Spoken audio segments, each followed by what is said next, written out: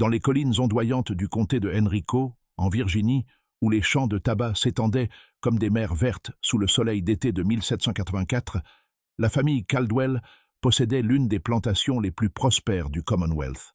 Aux yeux des voisins et des visiteurs, ils apparaissaient comme des piliers de la société post-révolutionnaire, riches, raffinés et profondément religieux. Mais dissimulé entre les murs du domaine de Mill Haven, se cachait un secret si troublant que, lorsqu'il fit finalement surface durant l'hiver 1789, il ébranla les fondations mêmes de l'aristocratie virginienne. Les archives judiciaires de l'époque, scellées pendant plus de 2 siècles, révèlent une histoire de tromperie calculée, de documents falsifiés et d'une jeune femme qui découvrit qu'elle avait été élevée depuis l'enfance dans un but si sinistre qu'il défie l'entendement. 23 témoins relatèrent des faits si choquants que 3 juges se récusèrent, invoquant une incapacité morale à poursuivre l'affaire.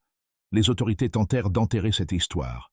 L'Église nia son existence et les membres survivants de la famille quittèrent la Virginie pour ne jamais y revenir. Mais la vérité, comme toujours, finit par refaire surface. Avant de poursuivre l'histoire d'Elizabeth Hartwell et du lien interdit de la famille Caldwell, je tiens à préciser que cette chaîne est dédiée à vous faire découvrir les récits vrais, les plus sombres et les plus dérangeants du passé américain. Si vous êtes nouveau ici, abonnez-vous et activez la cloche de notification pour ne manquer aucune de nos explorations hebdomadaires des mystères les plus glaçants de l'histoire. Et dites-moi dans les commentaires depuis quel état vous nous écoutez. J'adore savoir d'où notre communauté d'amateurs de mystères nous rejoint à travers le pays.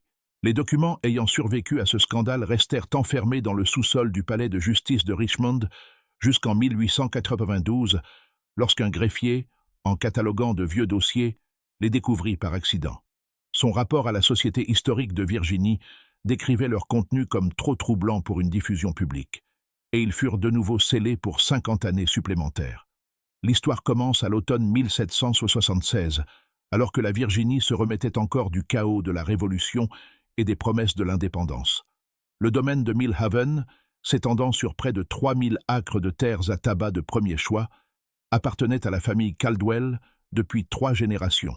La concession foncière originale, signée par le gouverneur Alexander Spotswood en 1722, avait établi la famille parmi l'élite coloniale, un statut qu'elle avait conservé grâce à des mariages soigneusement choisis, des affaires avisées et un engagement indéfectible à préserver sa richesse et sa position. Le patriarche, Jonathan Caldwell, était un homme d'une influence considérable.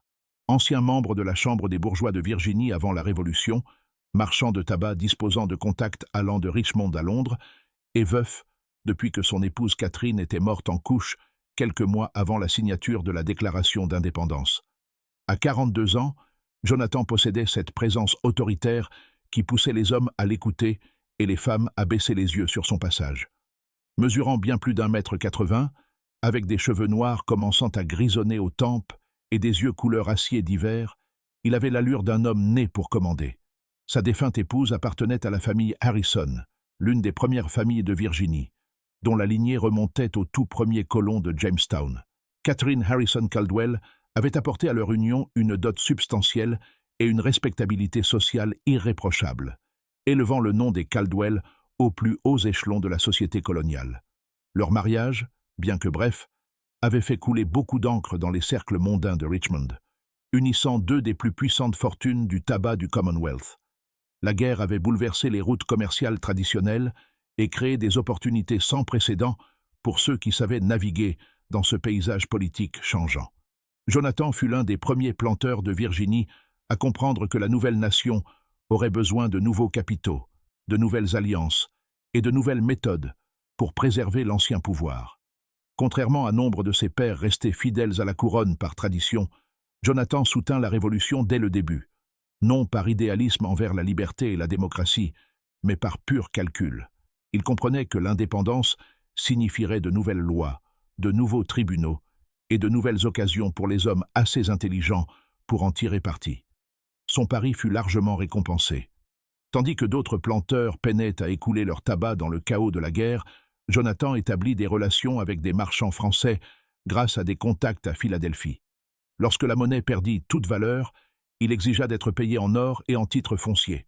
Quand d'autres domaines sombrèrent dans les dettes et la ruine, Mill Haven prospéra, élargissant ses terres, en rachetant des propriétés voisines à une fraction de leur valeur en temps de paix.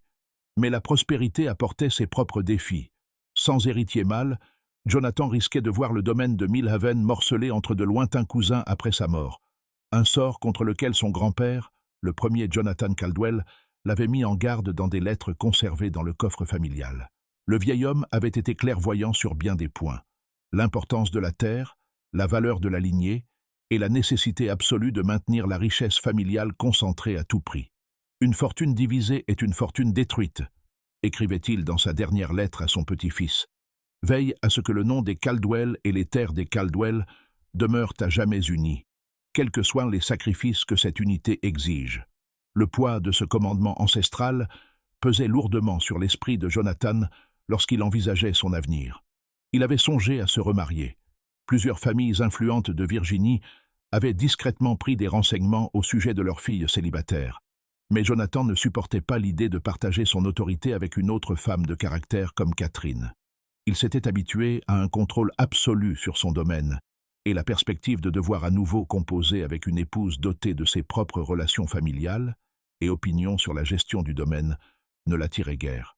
Plus troublante encore était la question de la loyauté. Toute femme qui l'épouserait apporterait avec elle les intérêts de sa propre famille, risquant de diluer son objectif de préserver l'héritage des Caldwell. Ce dont Jonathan avait besoin n'était pas d'une partenaire, mais d'un instrument, quelqu'un entièrement dévoué à sa vision, totalement dépendant de sa protection et lié à lui par des attaches dépassant de simples contrats de mariage. C'est dans ce contexte de calcul et d'obligation ancestrale que le destin, ou peut-être quelque chose de plus délibérément orchestré, fit entrer Elizabeth Hartwell dans la vie de Jonathan. La pluie de novembre tambourinait contre les fenêtres de la grande demeure de Millhaven avec une intensité croissante, tandis que la tempête qui allait tout changer prenait forme. Jonathan était assis dans son bureau lambrissé de noyer, examinant des manifestes d'expédition à la lueur de 3 candélabres en argent, des pièces françaises qui avaient appartenu à Catherine. La pièce reflétait parfaitement son caractère, chaque livre soigneusement rangé, chaque document classé selon un système rigoureux, chaque surface polie jusqu'à briller par des domestiques qui connaissaient l'exigence inflexible de leur maître. Les registres de la plantation étalés devant lui racontaient une histoire de succès presque sans précédent. La récolte de tabac avait dépassé toutes les attentes. Les nouveaux contrats français s'étaient révélés plus lucratifs encore que ses projections les plus optimistes, et ses investissements immobiliers à Richmond lui rapportaient des bénéfices qui faisaient de lui l'un des hommes les plus riches de Virginie. Pourtant, quelque chose le rongeait, la certitude persistante que toute cette richesse serait vaine s'il ne parvenait pas à en assurer la transmission aux générations futures. Il était près de minuit lorsque Samuel Brigham, son intendant, apparut dans l'embrasure de la porte. Brigham était un homme maigre, marqué par les intempéries, qui servait la famille Caldwell depuis plus de 20 ans, d'abord sous le père de Jonathan, puis sous Jonathan lui-même. Sa loyauté était absolue, sa discrétion incontestable, et sa volonté d'exécuter des ordres sans poser de questions gênantes avait été maintes fois éprouvée. « Maître Caldwell » dit Brigham d'une voix empreinte d'une gravité inhabituelle qui attira aussitôt l'attention de Jonathan. « Il y a eu un accident sur la route de Richmond. Une voiture s'est renversée dans la tempête. Il semble s'agir de gens de qualité, monsieur. » Jonathan reposa sa plume avec un soin calculé. Des gens de qualité impliquaient des responsabilités, surtout pour un homme de son rang dans la communauté. Plus important encore, il représentait souvent une opportunité. « À quelle distance de nos grilles ? » ?»« Environ 2 miles, monsieur, près du coude du diable, là où la route longe le ruisseau. Le cocher est mort, monsieur, ainsi que le gentilhomme et la dame. » Brigham secoua la tête. « Ils ont été projetés hors de la voiture lorsqu'elle s'est renversée, mais ils n'ont pas survécu à la chute. Les chevaux se sont enfuis, mais nous avons récupéré les bagages. » « Des survivants ? » « Un enfant, monsieur. Une fille, peut-être âgée de 10 ou 11 ans. Elle a été projetée dans les buissons. C'est sans doute ce qui lui a sauvé la vie. Elle ne cesse de demander son oncle Thomas, mais elle est en état de choc. Elle ne semble pas se souvenir de grand-chose d'autre. » L'esprit de Jonathan se mit aussitôt à calculer les possibilités. Les enfants orphelins issus de familles respectables représentaient souvent des occasions intéressantes pour un homme disposant des ressources et des relations nécessaires pour les exploiter à bon escient. A-t-on une identification ? Des papiers, des lettres ? quoi que ce soit qui puisse indiquer qui ils étaient. L'expression de Brigham devint soigneusement neutre, un signe que Jonathan reconnut immédiatement comme indiquant des informations que son intendant préférait ne pas détailler. « Nous avons trouvé quelques documents dans le manteau du gentleman, monsieur. Il s'appelait William Hartwell, voyageant avec son épouse Margaret et leur fille. Il transportait une somme considérable en or. Monsieur, le paiement de terre qu'il prévoyait apparemment d'acheter dans les territoires du Kentucky. » La mention de l'or éveilla immédiatement l'intérêt de Jonathan, mais ce fut le ton de Brigham qui retint toute son attention. L'intendant ne disait pas tout ouvertement. Quelque chose nécessitait une conversation plus privée. « Amenez l'enfant ici immédiatement, » ordonna Jonathan. « Veillez à ce qu'elle soit lavée, nourrie et vêtue de vêtements secs. » Et Samuel? Il marqua une pause, croisant le regard de son intendant avec une expression lourde de sens. « Nous discuterons en privé des autres détails de ce malheureux accident une fois l'enfant installé. » Ce que Jonathan découvrit en entrant dans la chambre d'amis 1 heure plus tard resterait à jamais gravé dans sa mémoire.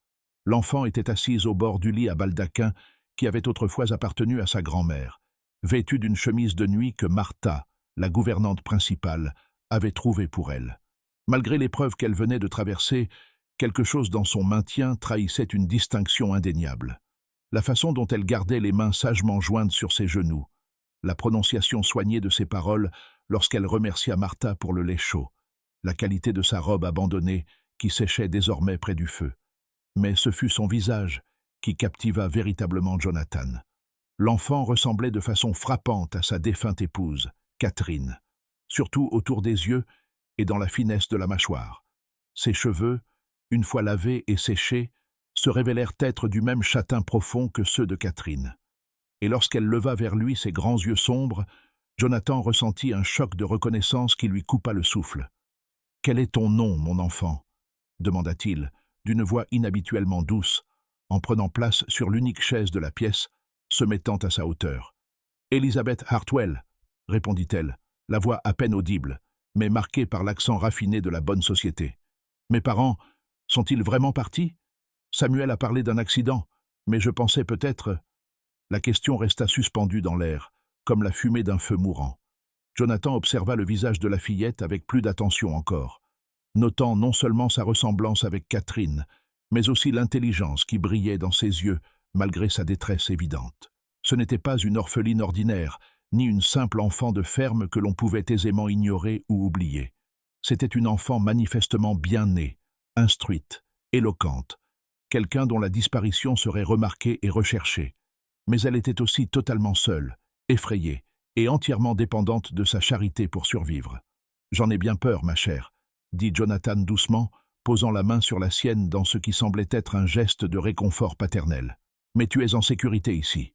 Demain, nous nous renseignerons sur cet oncle Thomas que tu as mentionné. Nous retrouverons ta famille et nous veillerons à ce que tu sois convenablement pris en charge. » Alors même qu'il prononçait ces paroles rassurantes, l'esprit de Jonathan explorait déjà des possibilités qui auraient horrifié un homme moins calculateur. Voici une enfant de grande qualité, orpheline et seule, avec des liens familiaux apparemment lointains et difficiles à vérifier. Les perspectives n'étaient pas seulement intrigantes, elles étaient extraordinaires. « Merci, monsieur, » dit Elizabeth, sa politesse naturelle transparaissant malgré l'épuisement et le chagrin. « Vous êtes très bon de m'accueillir. Je ne sais pas ce qui serait arrivé si votre homme ne m'avait pas trouvé. » Le sourire de Jonathan était chaleureux et rassurant, dissimulant des pensées tout sauf paternelles. « N'y pense pas, ma chère. C'est notre devoir chrétien d'aider ceux qui sont dans le besoin. Et j'ai l'intuition que toi et moi allons apprendre à très bien nous connaître. » Cette nuit-là, tandis qu'Elizabeth dormait dans la chambre d'amis sous l'œil vigilant de Martha, Jonathan retrouva Samuel Brigham dans la cave à vin du domaine. Un lieu choisi précisément pour son isolement et l'impossibilité que leur conversation soit entendue. Ce qui se dit dans cette pièce de pierre faiblement éclairée mit en marche des événements aux conséquences inimaginables. La première lettre de demande d'information que Jonathan rédigea ne fut jamais envoyée. Elle rejoignit à la place une collection grandissante de documents enfermés dans un tiroir verrouillé de son bureau, des documents racontant une histoire bien différente de celle qu'il présentait à ses voisins et aux autorités locales. Par une enquête soigneuse et méthodique, Jonathan apprit que les parents d'Elizabeth, William et Margaret Hartwell se rendaient effectivement chez des parents dans les comtés de l'Ouest lorsque l'accident fatal se produisit. Mais ses parents vivaient dans des régions montagneuses reculées, près de la frontière du Kentucky, dans des communautés si isolées que les communications y étaient sporadiques et prenaient souvent des mois pour traverser les routes dangereuses de la frontière. Plus importante encore, les Hartwell étaient de nouveaux arrivants en Virginie, ayant quitté le Maryland 5 ans plus tôt pour établir une petite mais prospère entreprise maritime à Norfolk. Cela signifiait que leurs relations locales étaient limitées, leur cercle social restreint, et que leur disparition soudaine serait probablement attribuée au danger du voyage en territoire frontalier plutôt qu'à un acte criminel. En l'espace d'un mois, Jonathan élabora une tromperie magistrale, révélant à la fois son intelligence et son absence totale de scrupules moraux. Il se présenta devant le greffier du comté comme le tuteur désigné d'Elizabeth, muni de documents soigneusement falsifiés, affirmant que son mystérieux oncle Thomas était mort de la fièvre dans la nature sauvage du Kentucky quelques semaines seulement avant l'accident de la voiture de ses parents. Le timing était parfait, suffisamment tragique pour susciter la compassion, assez récent pour expliquer l'absence de notification et assez lointain pour rendre toute vérification impossible. En tant que seul lien survivant d'Elizabeth avec la société virginienne, Jonathan accepta avec une générosité apparente d'élever la jeune fille comme sa pupille, un acte de charité qui renforça sa réputation de gentleman chrétien tout en servant parfaitement ses propres desseins. Le greffier du comté, submergé par le chaos administratif laissé par la guerre et impressionné par le rang de Jonathan dans la communauté, accepta les documents sans poser de questions et le nomma officiellement tuteur légal d'Elizabeth. La transition fut progressive et soigneusement orchestrée. Traumatisée par sa perte et isolée dans la plantation reculée, Elizabeth en vint peu à peu à accepter Jonathan comme son protecteur et bienfaiteur. Il engagea Miss Adelaide Fenwick, une célibataire instruite de Richmond, comme préceptrice, veillant à ce qu'Elizabeth reçoive une éducation adaptée à son rang tout en contrôlant strictement son exposition au monde extérieur. Il s'assura qu'elle soit traitée avec gentillesse et respect par le personnel, lui fournit de beaux vêtements et des livres, et entama lentement le processus visant à la façonner selon des besoins très précis. Mais les projets de Jonathan exigeaient bien plus qu'une simple tutelle. À l'hiver 1778, il fit un voyage à Richmond qui se révéla crucial pour la réalisation ultime de son dessein. Là, dans les bureaux élégants de son avocat, Cornelius Vance, Jonathan mit en œuvre une série de manœuvres juridiques d'une audace et d'une sophistication stupéfiantes. Vance était un homme qui comprenait la valeur de la discrétion et l'importance de ne pas poser de questions embarrassantes lorsqu'il traitait avec des clients du calibre de Jonathan.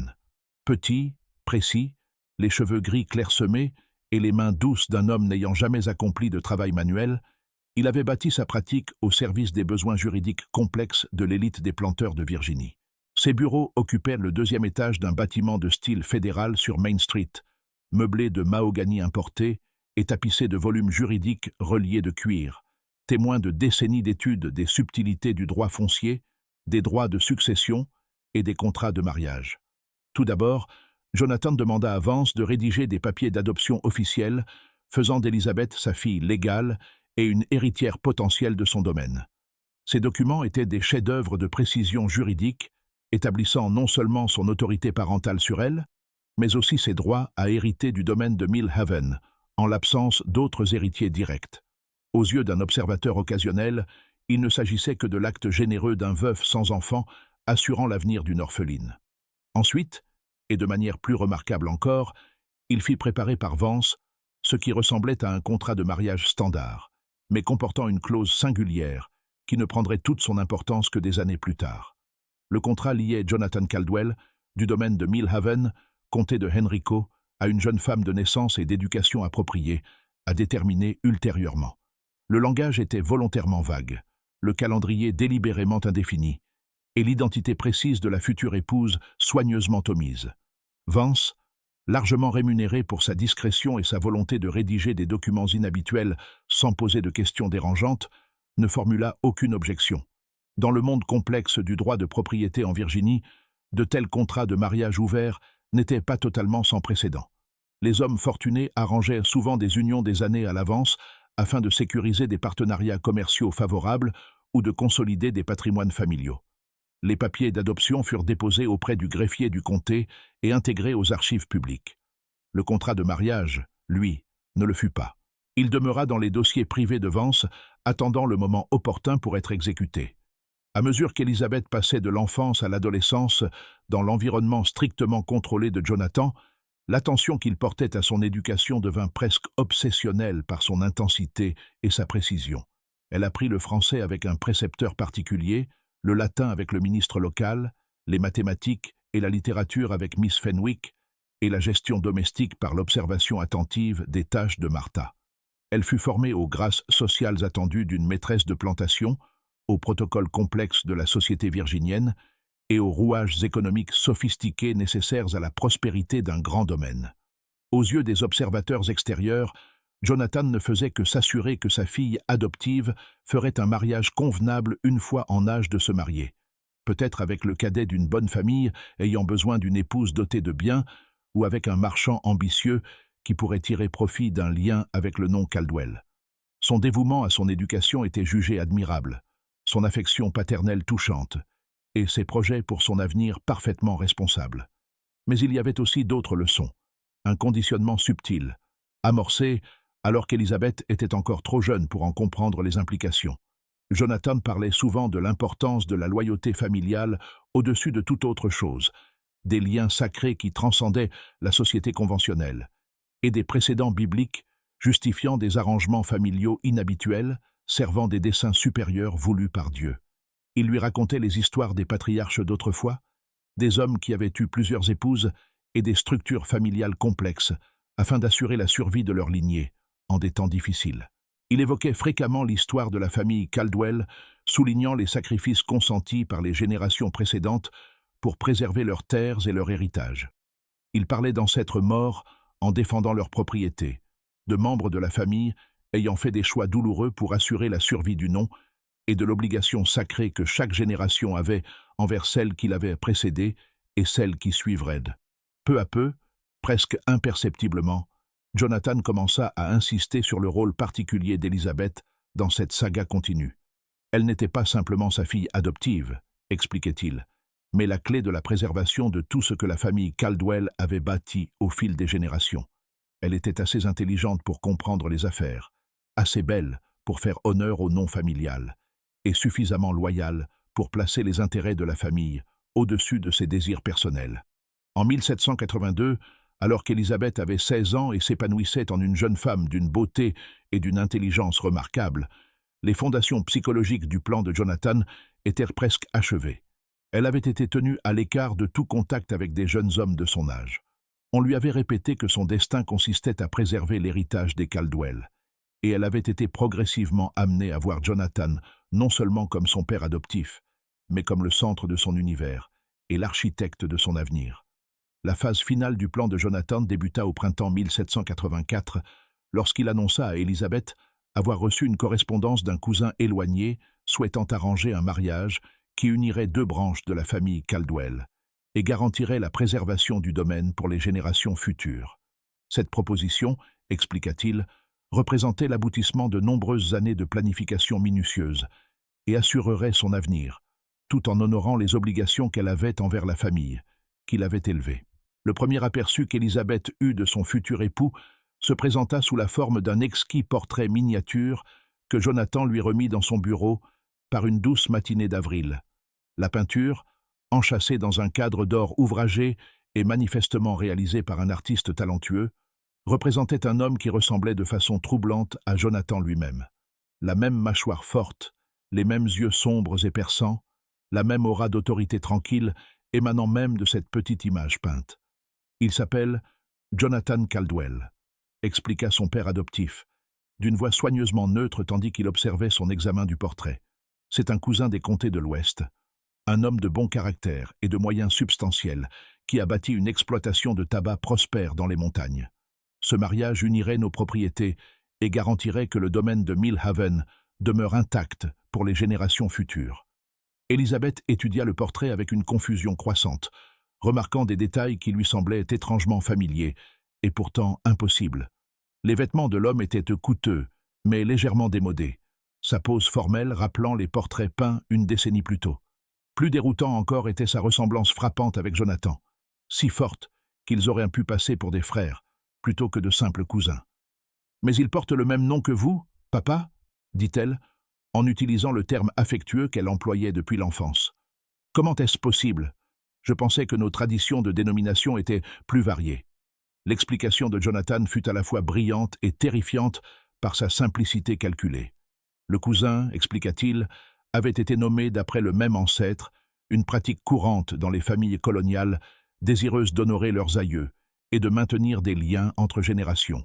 Ce Jonathan Caldwell avait hérité de terres dans la vallée de Shenandoah et y avait développé une exploitation de tabac prospère, mais il lui manquait les relations sociales et le raffinement culturel acquis par des générations de richesses et de positions établies dans la société de Richmond. Le mariage profiterait aux deux parties. Jonathan poursuivit avec la persuasion fluide d'un manipulateur chevronné. Le cousin accéderait à l'aristocratie virginienne et au réseau d'affaires associé au nom Caldwell, tandis qu'Elizabeth contribuerait à préserver le domaine familial et à garantir son propre avenir. Plus important encore, cette union permettrait de maintenir la richesse familiale concentrée, plutôt que de la voir se disperser entre de lointains parents qui ne partageraient pas leur engagement envers l'héritage des Caldwell. « Mais je vous quitterai, » dit Elizabeth, et Jonathan fut satisfait de percevoir la détresse sincère dans sa voix. Au fil des années, il avait soigneusement cultivé sa dépendance émotionnelle, veillant à ce que l'idée d'une séparation soit non seulement inconfortable, mais presque impensable. « Tu ne me quittes pas, ma chère, » répondit Jonathan d'une voix douce, empreinte d'une affection paternelle masquant des courants de satisfaction bien plus sombres. « Tu as grandi notre famille. Cette union a été arrangée avec le plus grand soin pour que tu ne sois jamais loin de ceux qui t'aiment le plus. En réalité, l'accord prévoit que ton futur mari passera beaucoup de temps ici, à Millhaven, afin d'aider à gérer les opérations combinées des deux domaines. » Les préparatifs du mariage commencèrent immédiatement, mais ils ne ressemblaient en rien à ceux qu'Elizabeth avait observés lors de ses rares visites dans les plantations voisines ou de ses sorties exceptionnelles dans la bonne société de Richmond. Au lieu de la grande cérémonie publique typique de la Société des plantations de Virginie, avec ses longues listes d'invités, ses semaines de festivités et de célébrations réunissant parfois des centaines de parents, d'amis et d'associés, il s'agirait d'un événement privé, célébré au domaine de Millhaven, en présence d'un petit nombre de témoins soigneusement choisis. Jonathan expliqua cet arrangement inhabituel par des considérations à la fois pratiques et sociales. De nombreuses familles importantes demeuraient dispersées après le conflit récent. Les déplacements restaient dangereux dans plusieurs régions, et la famille du marié avait exprimé une préférence pour une cérémonie simple, qui n'interférerait pas avec les négociations commerciales complexes faisant partie du règlement matrimonial. De plus, le statut d'orpheline de la mariée rendait une grande célébration inappropriée. Il était plus convenable de procéder avec dignité et retenue qu'avec des festivités élaborées pouvant paraître insensibles compte tenu de son passé tragique. À mesure que l'été cédait la place à l'automne, Elizabeth se sentit de plus en plus troublée par certains aspects de cet arrangement qui ne lui semblaient pas tout à fait justes. Malgré le respect qu'elle portait au jugement de Jonathan et la gratitude qu'elle éprouvait pour ses soins, les invitations au mariage, qu'elle n'était pas autorisée à voir, auraient été envoyées à la famille du marié et à divers parents éloignés des Caldwell, mais aucune réponse n'arrivait jamais à Millhaven. Lorsqu'elle demanda à lire les lettres d'acceptation ou de regret qui auraient dû affluer, Jonathan expliqua que cette correspondance était traitée par son avocat à Richmond, afin de ne pas l'encombrer de détails inutiles. Lorsqu'elle demanda l'autorisation de correspondre avec son futur époux avant la cérémonie, une requête raisonnable qui leur aurait permis de faire connaissance avant le mariage, Jonathan expliqua que l'homme voyageait actuellement pour affaires dans les territoires de l'Ouest et préférait maintenir la formalité traditionnelle d'un contact limité avant le mariage. Une telle retenue, l'assura-t-il, était en réalité une marque de respect et de sérieux, plutôt qu'un signe d'indifférence. Le plus inquiétant de tout fut la série de documents juridiques que Cornelius Vance apporta à Millhaven en septembre. Arrivé de Richmond dans une voiture de louage chargée de portefeuilles en cuir et de coffrets de documents en acajou, il demanda à Elizabeth de signer divers papiers relatifs à ses droits successoraux, au règlement matrimonial et aux arrangements commerciaux complexes destinés à unir les deux branches de la famille Caldwell. Mais lorsqu'elle tenta de les lire attentivement, Jonathan et Vance l'assurèrent que le langage juridique était bien trop complexe pour être compris correctement par quiconque n'ayant pas de formation légale. Il ne s'agit que de formalités exigées par la loi de Virginie, expliqua Vance de son ton professionnel et précis. Des documents standards qui établissent vos droits à la fois comme héritière du domaine Caldwell et comme épouse entrant dans un contrat de mariage impliquant des considérations patrimoniales substantielles. Vos signatures sont nécessaires pour rendre ces arrangements juridiquement contraignants, mais les termes eux-mêmes ont été négociés par votre père et moi afin d'assurer votre protection totale. Un document en particulier attira l'attention d'Elizabeth, un acte de propriété qui semblait transférer ses droits successoraux en tant que fille adoptive de Jonathan à une toute autre personne. Lorsqu'elle interrogea Jonathan à propos de cet élément alarmant, son explication fut fluide et parfaitement répétée. Une fois marié, expliqua-t-il, son statut juridique passerait de celui de fille à celui de belle-fille de la famille Caldwell, et la paperasse ne faisait que refléter cette transition tout en garantissant que ses droits ultimes à l'héritage demeuraient intacts. Mais Elizabeth était plus intelligente que Jonathan ne l'avait peut-être anticipé, malgré ses années de conditionnement soigneux. L'éducation qu'il lui avait offerte incluait une exposition suffisante aux notions juridiques et aux droits de propriété pour lui permettre de reconnaître que quelque chose, dans ces arrangements, était fondamentalement erroné. Le langage des documents semblait volontairement obscur. Le calendrier des signatures paraissait précipité et les explications fournies semblaient destinées à décourager toute question supplémentaire plutôt qu'à offrir une véritable compréhension. Tard dans la nuit, dans l'intimité de sa chambre, elle commença à assembler les pièces d'un puzzle qui allait révéler toute l'horreur de sa situation. La vérité commença à se dévoiler lors d'une froide soirée d'octobre, lorsqu'Elizabeth fit une découverte qui allait tout changer. Incapable de dormir, tiraillée entre l'anxiété du mariage et les doutes persistants suscités par les arrangements de Jonathan, elle se rendit dans son bureau pour y prendre un recueil de poésie, pensant qu'il dormirait déjà. La grande demeure était silencieuse, à l'exception des craquements du bois ancien et du murmure lointain du vent dans les branches dénudées à l'extérieur. Au lieu de la pièce vide à laquelle elle s'attendait, elle trouva Jonathan travaillant à la lueur des bougies, examinant avec soin des documents disposés en rangées nettes et précises sur son bureau en acajou. La scène était éclairée par 3 candélabres en argent, projetant des ombres mouvantes sur les murs tapissés de livres reliés de cuir et de portraits familiaux, semblant observer la scène d'un regard réprobateur. Alors qu'elle s'approchait pour signaler sa présence, elle aperçut quelque chose qui glaça son sang et lui coupa le souffle. Parmi les papiers se trouvait le portrait miniature de son futur époux, mais à côté reposait un petit miroir, positionné de façon à permettre à Jonathan de comparer son propre reflet à l'image peinte. Plus troublante encore, elle vit qu'il ajustait légèrement ses cheveux et son expression, manifestement en train de s'exercer à reproduire la pose du portrait le plus fidèlement possible. Elizabeth recula silencieusement, le cœur battant si fort qu'elle était certaine que Jonathan l'entendrait malgré sa concentration apparente. Son esprit s'emballa en tentant de comprendre ce qu'elle venait de voir. La ressemblance entre Jonathan et l'homme du portrait n'était pas une coïncidence. Elle était parfaite, parce qu'ils étaient une seule et même personne.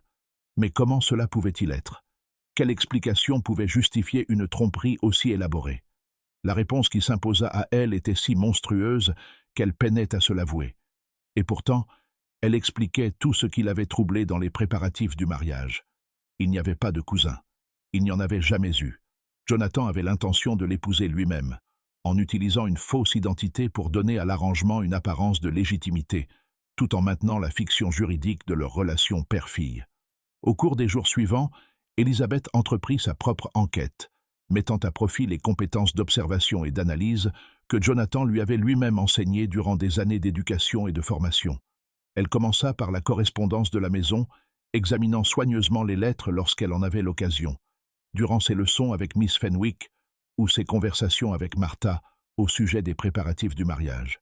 Ce qu'elle découvrit la glaça jusqu'aux os et confirma ses pires soupçons. Il n'existait aucune lettre provenant d'un cousin nommé Jonathan Caldwell. En revanche, elle trouva des échanges avec Cornelius Vance évoquant des arrangements spéciaux et la nécessité d'une discrétion absolue quant à la nature inhabituelle de la cérémonie. Il y avait également des factures d'un portraitiste de Richmond pour la modification d'une miniature existante, ainsi que des paiements à divers marchands pour des vêtements et des accessoires destinés à modifier l'apparence de quelqu'un. La percée décisive eut lieu lorsqu'Elizabeth découvrit un tiroir verrouillé dans le bureau de Jonathan lors de l'un de ses voyages d'affaires à Richmond. À l'aide d'une épingle à cheveux et de techniques apprises en observant Martha réparer des serrures domestiques, elle parvint à l'ouvrir pendant que la maison était animée par les tâches de l'après-midi et que sa présence dans le bureau ne susciterait pas de soupçons. À l'intérieur, elle trouva des documents révélant l'ampleur véritable de la tromperie. Les lettres de demande d'informations concernant ses parents, jamais envoyées. Les papiers de tutelle falsifiés établissant l'autorité de Jonathan sur elle. La correspondance fabriquée, prétendument envoyée par le cousin fictif, exprimant son empressement à conclure le mariage. Et, plus accablant encore, des notes détaillées rédigées de la main de Jonathan, décrivant ses projets pour leur nuit de noces et les années à venir. Mais c'était le contrat de mariage qui révélait toute l'horreur de sa situation. Le document, rédigé dans l'écriture juridique soignée de Vance, liait Jonathan Caldwell, du domaine de Millhaven, comté de Henrico, à Elizabeth Hartwell, fille légalement adoptée du susnommé Jonathan Caldwell. Il n'y était fait aucune mention d'un cousin. Le marié et le père adoptif y étaient explicitement désignés comme étant une seule et même personne.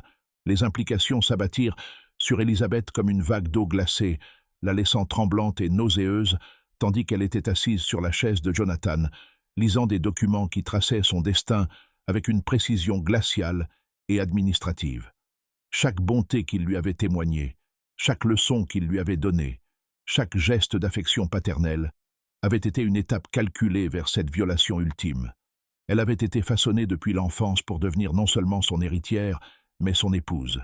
Une femme qui serait à la fois sa fille et sa femme, garantissant la continuité de sa lignée tout en maintenant le domaine sous son contrôle absolu. L'aspect le plus terrifiant de ce stratagème résidait dans sa sophistication juridique et dans l'impuissance totale qu'il lui imposait. En l'adoptant d'abord, Jonathan avait établi ses droits successoraux et son autorité paternelle sur elle. En l'épousant ensuite, il conserverait le contrôle du domaine, tout en garantissant que tout enfant issu de cette union serait un héritier légitime et incontestable de la fortune Caldwell. Dans le paysage juridique complexe de la Virginie post-révolutionnaire, où les droits de propriété étaient primordiaux et où les lignées familiales déterminaient le statut social, cet arrangement était choquant, mais pas nécessairement illégal. Plus horrifiantes encore étaient les notes de Jonathan concernant ses projets à long terme. Il avait calculé que la jeunesse d'Elizabeth et sa propre position établie leur permettraient de se présenter comme un couple marié conventionnel lors de voyages ou de transactions commerciales en dehors de Millhaven. Les papiers d'adoption resteraient archivés mais non mentionnés. L'acte de mariage ne porterait que leur nom, sans référence à leurs relations antérieures, et leurs enfants grandiraient en ne connaissant Jonathan que comme leur père, sans jamais apprendre la vérité sur les origines de leur mère. Cette nuit-là, Elizabeth resta éveillée à planifier sa fuite. Mais à l'approche de l'aube, elle comprit une vérité encore plus terrible. Elle n'avait nulle part où aller et aucune ressource personnelle. Jonathan avait été méticuleux dans son isolement du monde extérieur. Elle n'avait aucun ami de son âge, aucun lien avec des familles susceptibles de l'aider, aucun argent, ni bien à son nom. Même si elle parvenait à prouver ce qu'il comptait faire, les documents même qui auraient servi de preuve avaient été conçus pour la faire paraître complice de l'arrangement. Le mariage était fixé au 15 novembre, à seulement 3 semaines de là. Le temps pressait, et le piège de Jonathan était presque parfait dans sa cruauté. L'occasion d'Elizabeth se présenta sous la forme d'un visiteur inattendu, arrivé au domaine de Millhaven, comme une réponse à des prières désespérées. Le 3 novembre, un ministre itinérant nommé le révérend Thomas Hartley se présenta à leur grille, demandant l'hospitalité pour la nuit au cours de son voyage entre différentes paroisses de la campagne virginienne. Son nom de famille fit battre le cœur d'Elizabeth avec un mélange d'espoir et de terreur. S'agissait-il d'un lien avec sa véritable famille? Le révérend Hartley était un homme d'environ 50 ans, aux cheveux grisonnants et au teint buriné de quelqu'un habitué à parcourir de longues routes difficiles entre des communautés dispersées. Ses vêtements indiquaient des moyens modestes, mais une position respectable, et sa conversation au dîner révéla une connaissance approfondie des familles de Virginie et de leurs histoires, un savoir acquis au fil des années à célébrer baptêmes, mariages et funérailles à travers le Commonwealth. Pendant le repas du soir, servi dans la salle à manger formelle de Millhaven, sous les portraits des ancêtres Caldwell, Elizabeth écouta attentivement le révérend Hartley raconter ses voyages à travers la Virginie et les Carolines. Il évoqua les colonies de frontières, les plantations isolées et les difficultés du ministère auprès de communautés éparpillées sur des centaines de kilomètres de nature sauvage. Lorsque Jonathan s'éloigna pour donner des instructions à Samuel Brigham concernant le logement de leur invité, Elizabeth saisit sa chance. « Révérend Hartley », dit-elle doucement, la voix maîtrisée malgré l'excitation et la peur qui la traversaient, « permettez-moi de vous demander si vous avez connu une famille du nom de Hartwell. Je crois qu'ils pourraient avoir été de lointains parents à moi. » Le visage buriné du ministre s'éclaira d'une reconnaissance sincère et chaleureuse. « En effet, mon enfant, William et Margaret Hartwell. Une perte tragique, cet accident de voiture il y a quelques années. C'étaient de braves gens, de fidèles chrétiens, qui assistaient à mes offices chaque fois qu'ils se trouvaient à Norfolk pour affaires. Ils parlaient souvent de leur fille, Elizabeth, une enfant brillante qu'ils conduisaient vivre chez le frère de Margaret dans les territoires du Kentucky, après avoir conclu certaines affaires à l'ouest. Le sang-froid d'Elizabeth faillit se briser en entendant la confirmation de faits que Jonathan avait affirmés impossibles à vérifier. Son frère, pas son oncle Thomas. Oui, son frère Thomas. Thomas Whitfield était son nom, bien que Margaret ait conservé son nom de jeune fille, Hartwell, après son mariage. Une pratique assez courante dans les familles où la femme apportait des biens substantiels à l'union. La dernière fois que j'en ai entendu parler, il exploitait encore un comptoir commercial près de Harrodsburg. Il espérait toujours avoir des nouvelles de la famille de sa sœur. Il était d'ailleurs très inquiet, puisqu'il n'était jamais arrivé au rendez-vous prévu. « Pourquoi demandes-tu cela, mon enfant ?» Avant qu'Elizabeth ne puisse répondre, Jonathan revint dans la salle à manger et la conversation dériva vers d'autres sujets. Mais Elizabeth en avait entendu assez pour confirmer ses pires craintes, tout en découvrant qu'elle avait encore de la famille, une vraie famille, bien vivante et à sa recherche. Le oncle Thomas, que Jonathan prétendait mort, était en réalité le frère de Margaret. Il portait un tout autre nom, et non seulement il était en vie, mais il cherchait activement des informations sur le sort des parents d'Elizabeth. Cette nuit-là, Elizabeth prit une décision désespérée, qui exigerait chaque parcelle de courage et d'intelligence dont elle disposait. Elle confronterait Jonathan directement, non pour implorer sa pitié ou tenter de négocier sa liberté, mais pour recueillir les preuves nécessaires, afin de dénoncer ses crimes au révérend Hartley. Si elle parvenait à convaincre le ministre de transmettre son histoire aux autorités de Richmond, elle aurait peut-être une chance d'échapper au piège qui se refermait sur elle depuis 13 ans. Elle attendit que toute la maison soit endormie, puis se glissa dans les couloirs plongés dans l'obscurité jusqu'au bureau de Jonathan, où elle savait qu'il travaillait souvent tard dans la nuit, examinant sa correspondance commerciale et les registres de la plantation. Elle le trouva exactement comme elle s'y attendait, penché sur les derniers détails de leur cérémonie de mariage. Les documents falsifiés étaient étalés devant lui comme les plans d'une campagne militaire.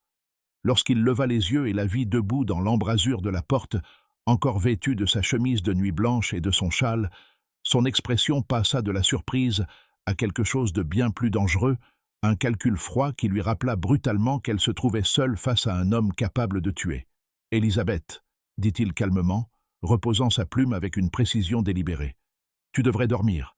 Demain, nous avons de nombreux préparatifs à achever pour notre cérémonie de mariage. » L'accent possessif qu'il mit sur le mot « notre » lui glaça le sang, mais Elizabeth se força à rester ferme. « Il n'y a pas de cousin, » dit-elle, sa voix étonnamment assurée malgré la terreur qui lui traversait les veines. « Il n'y en a jamais eu. Vous avez l'intention de m'épouser vous-même. » Le masque d'affection paternelle de Jonathan tomba enfin complètement, révélant le prédateur froid qui avait toujours sommeillé sous la surface. La transformation était terrifiante dans son absolu. Toute prétention d'amour paternel avait disparu, remplacée par le regard calculateur d'un homme dont les plans minutieusement élaborés venaient d'être découverts, mais qui restait convaincu de pouvoir contrôler la situation. « Tu es plus perspicace que je ne l'avais prévu, » dit-il en se levant lentement. Sa silhouette imposante projeta de longues ombres à la lueur des bougies, rappelant cruellement à Elizabeth à quel point elle était physiquement impuissante face à lui. « Oui, il n'y a pas de cousin. Et oui, dans 12 jours, tu deviendras mon épouse. Tu resteras aussi ma fille, mon héritière, et la mère des enfants qui perpétueront le nom Caldwell. C'est un arrangement qui sert parfaitement les intérêts de tout le monde. Les intérêts de tout le monde. Sauf les miens, » répondit Elizabeth, surprise par sa propre audace face à un danger aussi écrasant. Le sourire de Jonathan était froid comme la lumière hivernale de la lune, dépourvu de toute chaleur ou humanité. Tes intérêts sont mes intérêts, Elizabeth. Ils le sont depuis la nuit où je t'ai trouvée, orpheline et seule sur la route de Richmond. Penses-tu que ton sauvetage ait été le fruit du hasard? Penses-tu que je t'ai choisie, élevée, instruite et entretenue par simple charité chrétienne? L'implication de ces paroles frappa Elizabeth comme un coup physique, confirmant des soupçons qu'elle avait à peine osé formuler. L'accident de la voiture? Vous le connaissiez à l'avance. Je l'ai organisé, répondit Jonathan, avec le ton détaché d'un homme parlant de la météo. Tes parents voyageaient avec une somme considérable d'argent, le paiement de terre qu'ils comptaient acheter dans le Kentucky. J'avais donné pour instruction à mes hommes de faire basculer la voiture et de récupérer les fonds. Mais toi, tu fus un bonus inattendu. Lorsque j'ai vu à quel point tu ressemblais à ma chère Catherine, j'ai compris que la Providence m'offrait quelque chose de bien plus précieux que de l'or. Toute l'horreur de sa situation se cristallisa alors avec une clarté foudroyante. Ses parents n'étaient pas morts dans un accident fortuit. Ils avaient été assassinés sur ordre de Jonathan pour leur argent. Elle n'avait pas été sauvée. Elle avait été enlevée. Tout ce qu'avait été sa vie pendant 13 ans reposait sur la violence, la tromperie et le conditionnement méthodique d'une enfant à des fins si monstrueuses qu'elle défiait l'entendement. La loi n'autorisera jamais cela, dit Elizabeth, bien qu'elle sût, en prononçant ces mots, leur futilité dans une société où les femmes ne possédaient pratiquement aucun droit indépendant de leurs parents masculins. Le rire de Jonathan fut sincèrement amusé, résonnant contre les murs tapissés de livres de droit et de portraits familiaux. La loi, ma chère, est ce que des hommes comme moi choisissent d'en faire. Tu es légalement ma fille, ce qui signifie que tu es sous mon autorité absolue jusqu'au mariage. Tu deviendras légalement mon épouse, ce qui signifie que tu resteras sous mon autorité ensuite. Les documents sont tous dûment rédigés, attestés par des hommes respectables et déposés auprès des tribunaux compétents. Il n'existe aucune loi en Virginie, ni ailleurs, qui puisse nous atteindre. Il s'approcha en parlant, et Elizabeth sentit l'odeur du brandy sur son souffle, vit la satisfaction glaciale dans ses yeux, tandis qu'il savourait sa victoire totale sur sa volonté et son avenir. Plus importante encore, ma chère, tu n'as nulle part où aller et personne pour t'aider. Ton précieux oncle Thomas croit que tu es morte avec tes parents il y a 13 ans. Tu n'as ni amis, ni argent, ni relations susceptibles de te venir en aide. Même si tu parvenais à fuir Mill Haven, tu ne serais qu'une orpheline sans le sou, sans preuve de ton identité et sans moyen de survivre. Mais Jonathan avait sous-estimé un facteur crucial. Le désespoir d'Elizabeth égalait 13 années d'éducation et d'observation attentive. Elle n'avait pas seulement appris la littérature et les mathématiques, mais aussi l'art de lire les gens, de comprendre leurs motivations et de reconnaître leurs failles. Et elle avait identifié la plus grande faiblesse de Jonathan, son orgueil démesuré, sa certitude absolue de sa propre intelligence. « Vous avez raison, » dit-elle doucement, laissant percer une apparente résignation dans sa voix. « Je n'ai pas d'autre choix que d'accepter ce que vous avez prévu. Mais j'ai besoin de comprendre quelque chose avant de me résigner à ce destin. Comment saviez-vous que mes parents emprunteraient cette route avec autant d'argent? Comment avez-vous organisé une embuscade aussi parfaite ?» L'expression de Jonathan se transforma en une fierté satisfaite, convaincu de ce qu'il croyait être sa capitulation. Comme beaucoup de criminels intelligents, il ne put résister à l'envie d'expliquer la brillance de son plan à quelqu'un capable d'en apprécier la complexité. « Ton père était un imbécile, » dit-il en se rasseyant avec l'assurance d'un homme savourant l'occasion de se vanter de ses exploits. Il parlait bien trop ouvertement de ses affaires, se vantait dans les tavernes de Norfolk de son projet d'acheter des terres dans le Kentucky. Il fut facile d'apprendre les détails de son voyage, l'itinéraire prévu, et le fait qu'il transporterait assez d'or pour conclure l'achat. Tandis que Jonathan poursuivait son récit, décrivant les mois de préparation ayant conduit au meurtre de ses parents et à son propre enlèvement, Elizabeth mémorisa chaque mot avec soin. Elle n'avait aucune arme, aucun moyen de le vaincre physiquement. Mais elle possédait quelque chose de potentiellement plus puissant, un témoin endormi à l'étage, porteur de l'autorité morale de l'Église et du crédit légal nécessaire pour être cru par les magistrats et les tribunaux. Ce qui se produisit ensuite devint l'objet de murmures et de spéculations dans tout le comté de Henrico pendant des décennies. Une histoire mêlant justice, vengeance et providence divine, d'une manière qui défiait toute explication simple. Au matin du 15 novembre 1789, le jour même où devait se tenir la cérémonie de mariage qui aurait achevé le plan monstrueux de Jonathan, le domaine de Mill Haven sombra dans un chaos qui détruisit la famille Caldwell à jamais et mit au jour des secrets enfouis depuis 13 ans. Le plan d'Élisabeth était d'une élégante simplicité et d'une efficacité dévastatrice. Né de 13 années d'éducation minutieuse et de nécessités désespérées, il ne reposait pas sur une résignation passive, mais sur une préparation méthodique, mobilisant chaque compétence que Jonathan lui avait enseignée. Sa connaissance des routines de la maison, son accès au bureau de Jonathan lors de ses inspections quotidiennes de la plantation et sa compréhension des systèmes juridiques et commerciaux qu'il avait utilisés pour maintenir sa tromperie. Elle avait rassemblé, pièce par pièce, les preuves de ses crimes, des preuves accablantes par leur ampleur et irréfutables par leur précision. Elle recopia soigneusement les faux papiers de tutelle établissant l'autorité de Jonathan sur elle, la correspondance fabriquée prétendument envoyée par le cousin fictif, les registres financiers détaillant les paiements versés aux hommes qui avaient mené l'attaque contre la voiture des Hartwell, et surtout les propres notes de Jonathan décrivant ses projets à long terme pour leur mariage et les enfants qu'il attendait qu'elle lui donne. Mais Élisabeth comprenait que les preuves seules ne suffiraient pas à faire tomber un homme de la richesse, des relations et du statut social de Jonathan. Il lui fallait quelque chose de plus dramatique, de plus public et de juridiquement irréfutable. Elle avait besoin de témoins dont les témoignages ne pourraient être ni ignorés ni étouffés. Et elle devait créer une situation dans laquelle les crimes de Jonathan seraient révélés d'une manière rendant toute dénégation impossible. La cérémonie de mariage devait se tenir dans la grande salle de Millhaven, sous l'autorité du révérend Charles Pitton, en présence d'un groupe soigneusement choisi de témoins, comprenant Cornelius Vance, plusieurs planteurs voisins et leurs épouses, des magistrats locaux, ainsi que des membres éminents de la société de Richmond. Pour ces témoins, l'événement devait sembler n'être rien de plus que le mariage d'un tuteur dévoué avec sa fille adoptive. Inhabituel, certes, mais pas sans précédent dans une société où les considérations patrimoniales primaient souvent sur les préférences personnelles en matière d'union.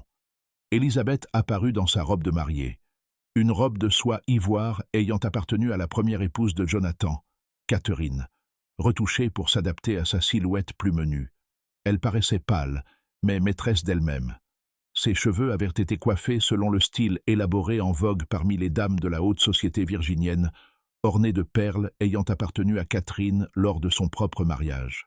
Aux yeux des invités, elle semblait être une jeune mariée belle et légitimement nerveuse, peut-être accablée par l'importance du jour, mais résignée à son devoir. Jonathan se tenait à ses côtés, vêtu de ses plus beaux habits, un manteau de laine bleu nuit, un gilet couleur chamois et une cravate blanche immaculée soulignant sa présence autoritaire. Sa satisfaction transparaissait dans chaque ligne de sa posture, alors qu'il s'apprêtait à accomplir quelque chose de remarquable. Un mariage qui préserverait son domaine, perpétuerait sa lignée et maintiendrait son statut social, tout en violant chaque principe moral de la société civilisée. Le révérend Pitton, un ministre âgé ayant servi la Société des plantations de Virginie pendant plus de 30 ans, entama la cérémonie par les paroles traditionnelles, ayant uni d'innombrables couples à travers le Commonwealth. Sa voix portait l'autorité religieuse lorsqu'il évoquait les liens sacrés du mariage, les devoirs de l'époux et de l'épouse, et la bénédiction divine accompagnant l'union de deux âmes dans le mariage chrétien. À mesure que la cérémonie suivait son rythme familier, les témoins commencèrent à se détendre dans le confort du rituel ancien. Après tout, il ne s'agissait que d'un mariage de plantation de plus, peut-être inhabituel dans ces circonstances, mais conforme à des schémas qu'ils avaient vus d'innombrables fois auparavant. La mariée était belle, le marié prospère, et l'union servait les objectifs pratiques régissant la plupart des mariages aristocratiques. Le révérend Pitton arriva à la question traditionnelle des empêchements au mariage. Si quelqu'un peut montrer une juste cause pour laquelle ces deux personnes ne peuvent être légalement unies, qu'il parle maintenant ou qu'il se taise à jamais. Lorsque la voix d'Élisabeth s'éleva clairement dans toute la salle, ses paroles tranchèrent l'atmosphère cérémonielle comme une lame. « Je dois confesser une tromperie devant Dieu et devant ses témoins. Je ne suis pas Elizabeth Caldwell, fille adoptive de Jonathan Caldwell. Je suis Elizabeth Hartwell, et cet homme a assassiné mes parents pour voler leur or et m'a enlevé dans le but que vous voyez ici aujourd'hui. » La réaction fut immédiate et explosive. Jonathan tenta de la faire taire, affirmant qu'elle souffrait de nervosité prénuptiale et de l'hystérie qui affectait parfois les jeunes femmes confrontées aux responsabilités du mariage. Mais Élisabeth s'était préparée à cet instant avec la rigueur d'un avocat préparant un procès. Elle produisit les documents volés dans son bureau et les remit au révérend Pitton, et aux témoins présents avec un calme et une précision qui rendaient ces accusations impossibles à balayer comme de simples élans d'hystérie féminine. À mesure que les preuves étaient examinées par des hommes familiers des documents juridiques et des registres financiers, l'ampleur des crimes de Jonathan devint indéniable. Les papiers d'adoption falsifiés, avec leurs altérations minutieuses et leurs signatures fabriquées. La correspondance planifiant le meurtre de ses parents, écrite de la main même de Jonathan. Les registres financiers montrant les paiements versés à Samuel Brigham et à d'autres pour des services spéciaux rendus sur la route de Richmond. Les notes détaillant le conditionnement d'Elizabeth depuis l'enfance en vue de cette violation ultime. Tout y était, consigné avec la précision méticuleuse d'un homme qui n'avait jamais imaginé que ses crimes seraient exposés. Mais Elizabeth avait encore une révélation finale, destinée à empêcher Jonathan d'échapper à la justice par des subtilités juridiques ou l'appui de ses relations sociales. « Il existe encore un crime que vous devez connaître », annonça-t-elle d'une voix ferme malgré la gravité de ce qu'elle révélait. La première épouse de M. Caldwell, Catherine, n'est pas morte en couche, comme il l'a prétendu devant cette communauté pendant 13 ans. J'ai trouvé son journal intime caché dans le sous-sol de cette maison, ainsi qu'une correspondance du docteur Marcus Fleming de Richmond décrivant des symptômes compatibles avec un empoisonnement à l'arsenic. Elle est morte empoisonnée par son mari lorsqu'elle découvrit ses relations avec des femmes esclaves et menaça de l'exposer à la société de Richmond. L'accusation du meurtre de son épouse, combinée aux preuves de l'enlèvement d'Elizabeth et du meurtre de ses parents, déclencha un scandale que ni la richesse ni les relations de Jonathan ne purent étouffer. Plusieurs témoins étaient eux-mêmes magistrats, des hommes dont la formation juridique leur permit de reconnaître immédiatement la validité des preuves présentées par Elizabeth. Ils firent placer Jonathan en état d'arrestation sur le champ, en attendant une enquête officielle. Malgré ses protestations et ses tentatives d'affirmer que toute l'affaire était une machination orchestrée par une jeune femme mentalement instable. Le procès qui suivit devint l'un des plus sensationnels de l'histoire des débuts de la Virginie, attirant l'attention de journaux aussi éloignés que Philadelphie et Boston. Jonathan tenta de se défendre en prétendant qu'Elizabeth était instable mentalement, que les documents étaient des faux fabriqués par des domestiques mécontents et que toute l'affaire relevait d'un complot visant à lui voler ses biens. Mais les preuves étaient accablantes. Le témoignage d'Elizabeth fut livré avec un calme et une intelligence remarquables, soutenu par des éléments matériels, et même les anciens alliés de Jonathan au sein de la société virginienne commencèrent à se détourner de lui. L'accusation, menée par les plus grands esprits juridiques de Virginie, dressa le portrait d'un mal calculé qui choqua même les observateurs les plus endurcis. Il s'agissait d'un homme ayant assassiné 3 personnes pour de l'argent, enlevé une enfant et passé 13 années à la conditionner en vue de son exploitation sexuelle, tout en conservant la façade d'une respectabilité chrétienne. L'affaire devint un symbole de l'influence corruptrice du pouvoir sans contrôle et de la nécessité de protéger les membres les plus vulnérables de la société contre ceux qui prétendaient prendre soin d'eux pour mieux les exploiter. Jonathan fut reconnu coupable de multiples chefs d'accusation.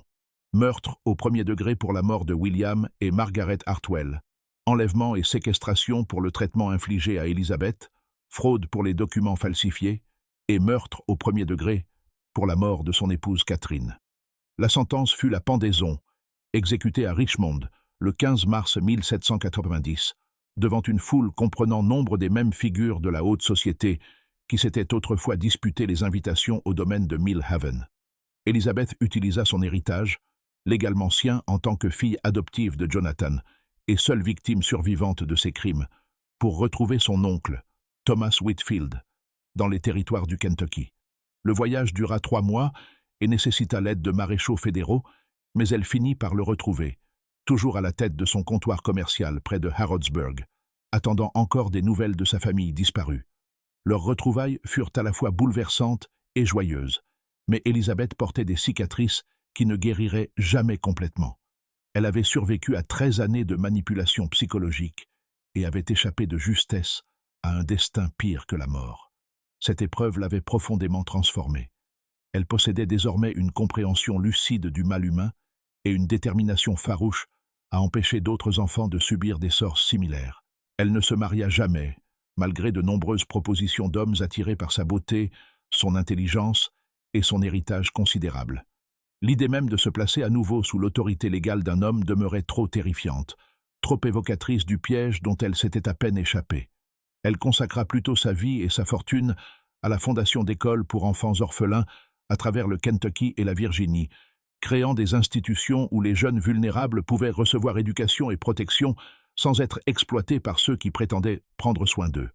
Les écoles qu'elle fonda devinrent des modèles en matière de protection de l'enfance dans la nation en pleine expansion, mettant l'accent non seulement sur l'éducation, mais aussi sur des garanties juridiques pour les orphelins et des systèmes de vérification des antécédents de ceux qui cherchaient à adopter ou à employer des enfants. Son œuvre influença l'élaboration de protections juridiques qui, au fil des décennies suivantes, allaient sauver et protéger d'innombrables enfants. Élisabeth mourut en 1847, à l'âge de 81 ans, entourée de certains des centaines d'enfants dont elle avait sauvé et amélioré la vie au cours des décennies. Ses funérailles furent suivies par des gouverneurs, des sénateurs et des citoyens éminents venus de tout le pays, tous rendant hommage à une femme qui avait transformé une tragédie personnelle en une vie entière consacrée au service des autres. Le domaine de Millhaven fut vendu afin de régler les dettes juridiques et les indemnisations des victimes, mais la grande demeure resta abandonnée pendant des années avant d'être finalement démolie. Les habitants du voisinage rapportèrent que les cultures ne poussaient plus correctement sur les terres où elles s'étaient dressées et que le bétail refusait de paître dans les champs où Jonathan avait conçu ses crimes. La propriété demeura vacante pendant plus d'un siècle, avant d'être intégrée à une forêt domaniale où les visiteurs peuvent encore aujourd'hui apercevoir les anciennes pierres de fondation, bien que rares soient ceux qui connaissent l'histoire sombre qu'elle représente. Le nom Caldwell disparut entièrement de la société virginienne. Des parents éloignés changèrent de nom ou quittèrent l'État, incapables de supporter la honte associée au crime de Jonathan. La place de la famille dans la hiérarchie sociale, qui semblait autrefois si solide et si permanente, s'évanouit totalement en l'espace d'une seule génération, preuve que même les façades de respectabilité les plus soigneusement construites ne résistent jamais indéfiniment à l'exposition de la vérité. Samuel Brigham, l'intendant de Jonathan, qui avait participé au meurtre, fut jugé séparément et pendu 6 mois après son maître. Cornelius Vance, l'avocat qui avait facilité les tromperies juridiques, fut radié du barreau et s'enfuit de Virginie pour échapper aux poursuites. Il fut toutefois retrouvé plus tard et emprisonné pour fraude et conspiration. L'affaire devint un récit d'avertissement enseigné dans les facultés de droit et les séminaires théologiques. Un exemple de la manière dont la corruption et l'abus de pouvoir peuvent prospérer lorsque la société échoue à protéger ses membres les plus vulnérables. Le courage d'Élisabeth, qui osa exposer la vérité malgré les risques personnels et le pouvoir écrasant de son oppresseur, inspira les réformateurs œuvrant à l'instauration de protections légales pour les femmes et les enfants. Cette histoire nous rappelle combien le mal peut se dissimuler derrière des masques de respectabilité et de position sociale, comment les personnes vulnérables peuvent être exploitées par ceux qui prétendent les protéger, et comment le courage et l'intelligence peuvent, en fin de compte, triompher même des crimes les plus soigneusement planifiés. La détermination d'Elizabeth Hartwell à rechercher la justice sauva non seulement sa propre vie, mais empêcha Jonathan Caldwell de faire d'autres victimes et permit l'établissement de protections qui profiteraient à d'innombrables enfants dans les années à venir. Que pensez-vous de cette histoire? Croyez-vous que des tromperies aussi élaborées et des abus aussi systématiques aient été possibles dans le chaos juridique de l'Amérique post-révolutionnaire? Comment pensez-vous qu'Elizabeth ait trouvé le courage de tout risquer pour dénoncer les crimes de Jonathan, sans aucune garantie d'être crue ou aidée? Laissez votre commentaire ci-dessous et partagez votre réflexion sur la manière dont l'intelligence et la détermination d'une seule femme ont fait tomber un prédateur apparemment intouchable, qui avait dissimulé son mal derrière la richesse et la position sociale.